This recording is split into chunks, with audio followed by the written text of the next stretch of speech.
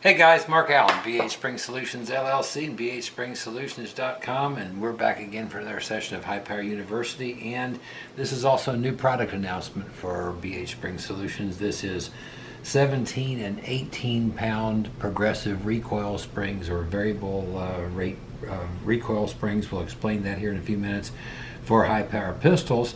And I'm actually using my own carry ready high powers, if you will, as an illustration for what we're talking about today. But what I've got here is I've got 3 locked back high powers, just to confirm none of them have magazines in them, so we've got all unloaded pistols here. But we've got an Arcus 94, we've got a 2003 FN high power, and we have a 1989 Browning high power. This one's about a 30,000 round high power carry pistol of mine, and we're going to be talking about selection of recoil springs, selection of carry ammunition, but specifically our subject today is progressive recoil springs, and what does that mean, and how did it come about that we decided to make progressive recoil springs for the high power pistols. Well, our first experience and foray into the progressive recoil spring world was this one, and this is a commander length or 4 1/4 inch barrel length 1911 recoil spring for 45 ACP pistols. And this has been years ago now, but we were working on spring kits for the 1911 Commanders, and we decided to make a progressive recoil spring to make the slide easier to rack. Basically, what you're going to notice in this, if we can see this on the video, the coils of the spring are closer together on this end and they're farther apart on this end. Coils that are farther apart are going to exert more resistance. Coils that are closer together are going to exert less resistance. And this is our 18 pound progressive recoil spring for 1911 Commanders. And what was something that resulted for us that was not expected with this particular spring was, in all of our testing, consistency of controlling slide velocity as measured by extracted empty shell case distance. This particular spring outperformed 4 other 1911 Commander springs that we had produced, a 16 pound, 17 pound, and a 20 pound, and an 18 pound traditionally made or designed recoil spring. And this progressive recoil spring conclusively outperformed everything else. So that experience with the 1911s made us really open to looking at some progressive recoil spring designs for the high power pistols. And it was actually our chief weapons and modifications designer, Léon Hubert in Liège, Belgium, who brought up the subject as it related to the idea of buffering guide rods. And he was speaking in terms of, you can somewhat mimic a buffering guide rod with a progressive recoil spring that gets progressively more resistance the more it gets compressed, disproportionately compared to a spring where all the coils end to end are the same distance apart. A progressive recoil spring works a little differently. This is BHSpringSolutions' new 17 pound progressive recoil spring, and I'm not sure if it'll show up on the video, but the coils are further apart here and closer together here. And what that allows is a couple of things. It allows easier slide racking, a little bit friendlier slide rack, because these closer together coils will compress easier and first, and then they are backed up by these coils that are farther apart, and those pick up. The farther back the slide gets, the more those coils become influential on the back end, if you will. And that's what a progressive recoil spring is. We want to mimic the control of the slide velocity with a progressive spring. In other words, what we're trying to do in terms of, if you will, expressed as defying gravity. What we're trying to do is we're trying to make the slide a little easier to rack, give you a little bit easier initial pull on the front end when you start to rack the slide, and also control the slide's velocity for that back end slide frame collision you have at the back of Recoil. We're looking to control that progressively more and more as the slide goes rearward with these coils that are farther apart. So we have brought to market a 17-pound progressive recoil spring and an 18-pound progressive recoil spring, and we're going to talk about the appropriate and probable best uses for these recoil springs in the different models. Now, Arcus produced in Bulgaria a handgun that was marketed by Israel as the Karine Mark II and the Karine Mark III, and then Arcus made the Arcus 94. And these are very similar pistols. They have very similar lines, and one of the traits is the slides are heavier. And because of that, the Karine Mark II and III and the Arcus 94 take a standard 15-pound recoil spring. They're unique as it is, to high powers in that regard, that a 15-pound recoil spring is your standard recoil spring for standard pressure ammunition. So that's a quick reference point for you on those. I think what Israel and the Bulgarians were looking for was a condition 3 high power that was easy to rack. They put these brawny slide serrations here. They added weight to the slide that allowed them to decrease resistance with the recoil spring, and put a 15-pound recoil spring, and a little easier to rack in a condition 3 application, because we know that they are really a condition 3 kind of a society. So they don't carry one in the chamber like we do often. It's hammer against the firing pin, you deholster and you wrap the slide. Well, they made that as easy to accomplish as possible, and it was that 15-pound recoil spring that allowed them to do that.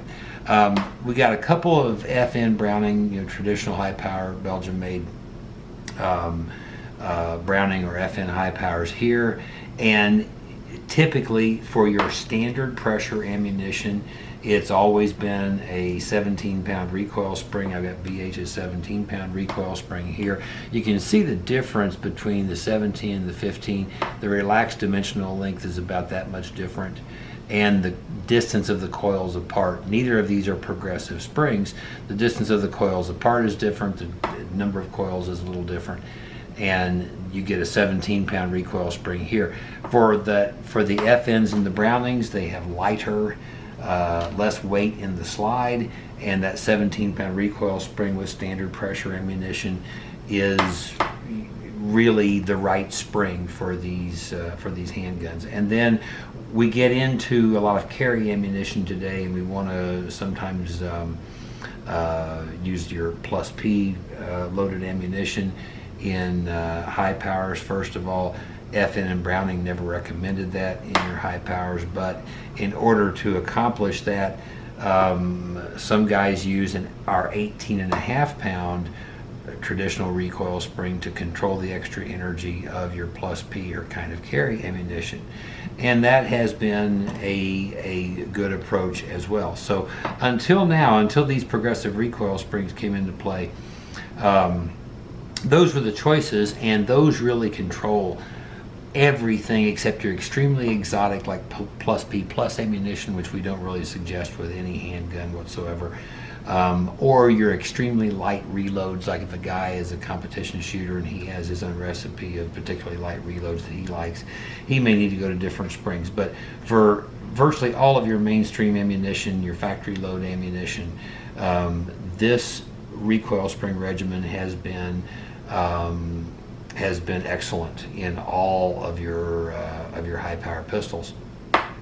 Most of your other clones, that would be your FEGs, your FMs, your Charles Daly's, your Mausers, your Inglis, those two have been 17-pound recoil springs. However, your FEGs, your FMs, these are a little bit more weight in the slide, and you may find that going to the 15-pound is a good thing in some of these handguns. And it's very kind of individual. Slide to frame fit's not that consistent in some of those models, and it's going to be from handgun to handgun in many of these instances. But one of the things that's consistently been asked of us is, can you make my high power easier to rack the slide? And 9 times out of 10, that is guys asking about the FNs or the Brownings, and that would be these. And it was with this in mind, one of the things in mind, that we came up with the 17-pound progressive and the 18-pound progressive recoil springs for high power pistols. And you guys that use your 17-pound recoil spring, you can use a 17-pound progressive in all of your applications. We've completely tested this spring. What you notice about this 17-pound progressive is the closer coils here on one end, the wider, farther apart coils on the other end. The 18-pound progressive, this is a particularly interesting spring. Same idea of construction. It's a little thicker spring wire than any of our other recoil springs, and it's more coils. And this is a very, very interesting spring that we found in our testing. I want to tell you about these springs here real quickly. I'm not sure how well we're going to be able to focus, but the 18-pound progressive recoil spring, as an example, extraction distances, and this was with tall ammo. This is just standard pressure ammunition. The 18-pound progressive extracted 5.5 feet, the 18.5-pound standard 4 feet, and the 17-pound about 5 feet. Look down here on plus P ammunition. The 18-pound progressive on the Spear Gold Dot actually controlled the recoil a little bit better than the 18.5-pound recoil spring. With Hydroshock plus P 147 grain ammunition, we still had nice control with the 18-pound progressive, 9 to 11 feet, and the 18.5-pound was 8 to 9.5 feet. The Spear Gold Dot in that particular handgun, a different handgun, in the 18-pound progressive, 8.5 foot extraction distance, 7 to 8.5 foot in the 18.5-pound recoil spring. It's a little easier slide rack than the 18.5-pound for guys that carry your heavier plus P type ammunition. Also, for standard pressure ammunition, that 18.5-pound progressive is easier to rack than the 18.5-pound standard recoil spring, and it's also controlling the increased energy.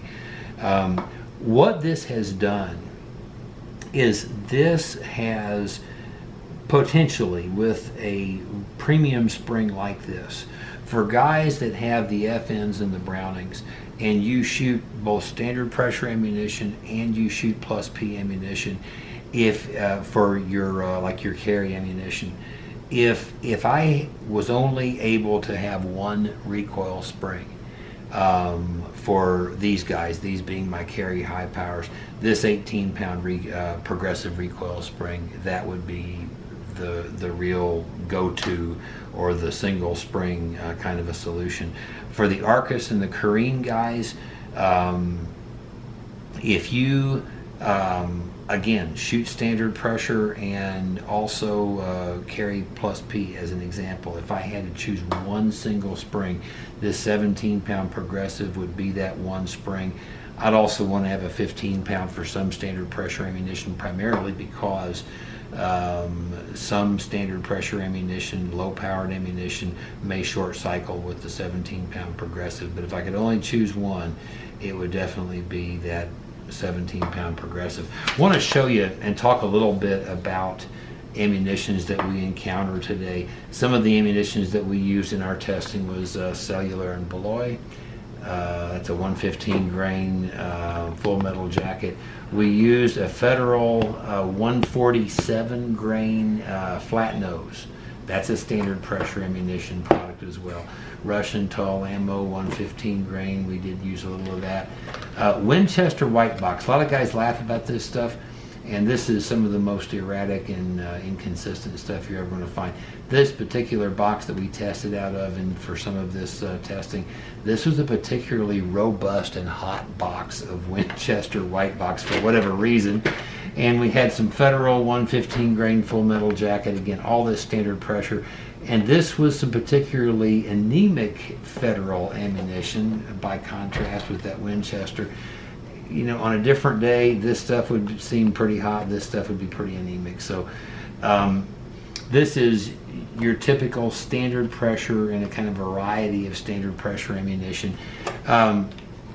Winchester 9mm NATO. Now we get into a little different place with the ammunition. Not marked plus P. My own personal belief about 9mm NATO is this lands somewhere probably in a very little bit of a gray zone between standard pressure and plus P ammunition. And from one box to the next, you may be a little above the line, you may be a little below the line, but at least from our testing, that's the impression that I've gotten. Is as standard pressure ammunition goes, this is the upper limit of standard pressure, that being the 9mm NATO, or it's right down kind of at the bottom of the anemic side of the plus P ammunition as it goes. This is what we've observed as far as extraction distance. But that was a cool one to test here in our FN test pistol with Winchester NATO 124 grain with our 17-pound recoil spring, extraction distance 7 to 9.5 feet. That's just fine. With the 17-pound progressive spring, we were still controlling between 9 and 10.5 feet. Now, this is as heavy ammunition as we want to go with either of the 17-pound recoil springs that from BHSpringSolutions, but both were controlled acceptably. When we start seeing 12 feet extraction distances in the high power, we start to get concerned that we're undersprung. When we start to see extraction distances that don't get out any further than, say, 3 feet or 3.5 feet away from the pistol, we start worrying that we are oversprung. And when we can get, say between 4 feet extraction distance and 10, 11 feet extraction distance, this is really appropriate slide velocity. We've got enough velocity of the slide to get the empty shell casings out and well clear of the pistol. But we're not sending them, further than we need to. In our own testing over the years, what we have found is that when extraction distance exceeds 12 feet in the high power or gets to 12 feet in the high power, we start to see a noticeable decrease in accuracy. And the theory is that we're unlocking the barrel before the bullet has left the end of the barrel because the slide velocity is too hot. So anything generally under 12 feet is in the high power is going to be fine. The noteworthy thing about these two springs is for guys that really are looking for the best, sweetest slide rack. I'm talking about on your FN, your Browning pistols, and your look-alike clones specifically. That would include the TISOS BR9. If you are not venturing into plus P ammunition for any reason whatsoever at all, the 17-pound progressive spring is going to make your handgun a little easier to rack the slide, and it's going to control the slide velocity in a very comparable way to our 17-pound standard spring. It's just going to do it with a kinder and friendlier, slightly slide rack. For guys that are plus P carriers with your high powers, I'm one of you guys. I do carry plus P as far as a carry ammunition in my high powers, in my Arcus. My now go-to spring is the 18-pound progressive. It's a little easier to rack, and why wouldn't I choose that than the 18.5-pound recoil spring? I get similar control of slide velocity with this 18-pound progressive. I can even, in either one of these pistols, use this same recoil spring for any standard pressure that you see here on the table, and stay with this spring just 100% full time. In some of my high powers that are the Safe Queens, and these are the ones that you shoot on Sunday and once a year, twice a year kind of thing, and they're never going to really see plus P ammunition. They're never going to be carried. Those all have 17-pound progressive springs in them now, and that's easiest slide rack. And for my Arcuses and Careens like this one that are not for carry, 15-pound recoil spring, that's still going to be your best spring for those. But if it's anything more than that, this 17-pound progressive, again for the Arcuses and the Careens, it's really an excellent spring. But this was a response to so many requests we've had over the years from high power guys. Is there anything you can do to help make my slide easier to rack?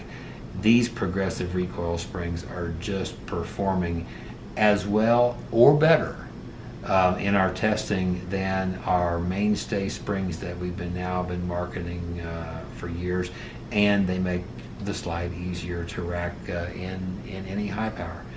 Thanks for watching, guys. I'm Mark Allen, BH Spring Solutions LLC and BHSpringSolutions.com.